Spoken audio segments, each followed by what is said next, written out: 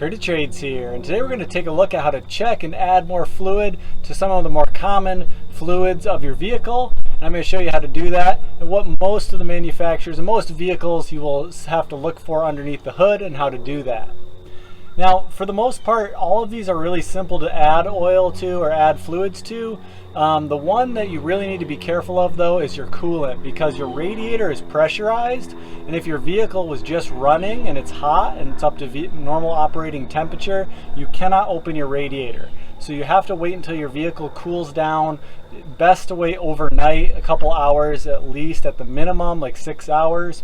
But every vehicle is different too, because some of them will have a coolant reservoir tank like this one does here. The problem is some of them are pressurized and some of them aren't. So make sure you read your user manual before you check your coolant, especially with your coolant. Most of the other ones are okay to check when your vehicle has been warm, like your engine oil, your brake fluid, your washer fluid. Those ones are fine, but your coolant, definitely your vehicle needs to be cold before you check your radiator, and some expansion tanks need to be cold when you're checking them as well. So the most common and the most important one is definitely your engine oil. To check it, you're going to have a dipstick. Most of your vehicles will have them, and they typically will have like a yellow or a red top on them like this one does. Some of them are just metal though, so if you can't find it, look in your manual. You're just going to pull it out here, use paper towel, wipe it clean. If your car was just running, it might be a little hot. Put it back in, let it sit down there for like a couple seconds, pull it back up, and then you can check the oil level. This one here has two little holes on the dipstick, and your user manual will say specifically where it should be, but usually the two holes are like the low and the high, and typically it should be between those two.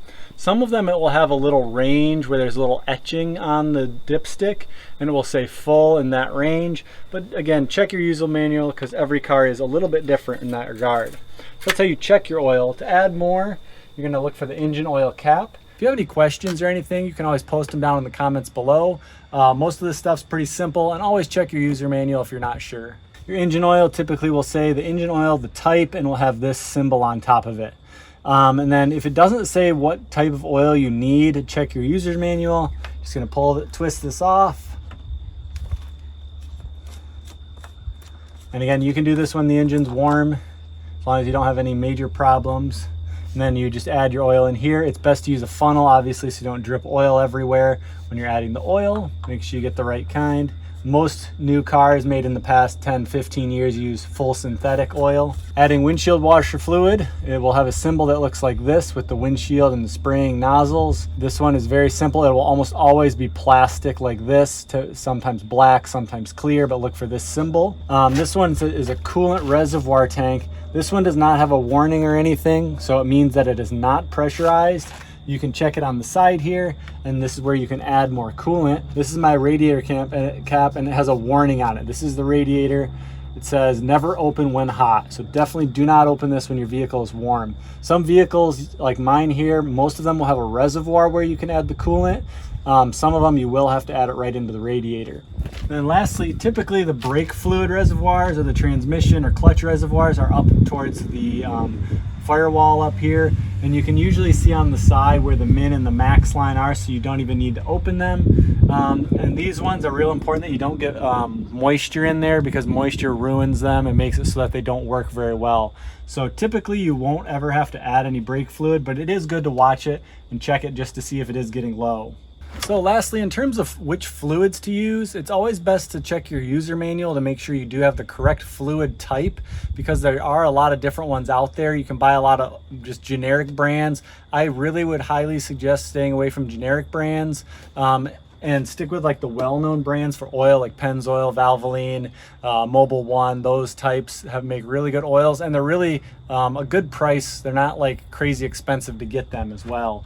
And then for coolant, I would never put in a generic coolant. They make like a gazillion different types of coolant and colors.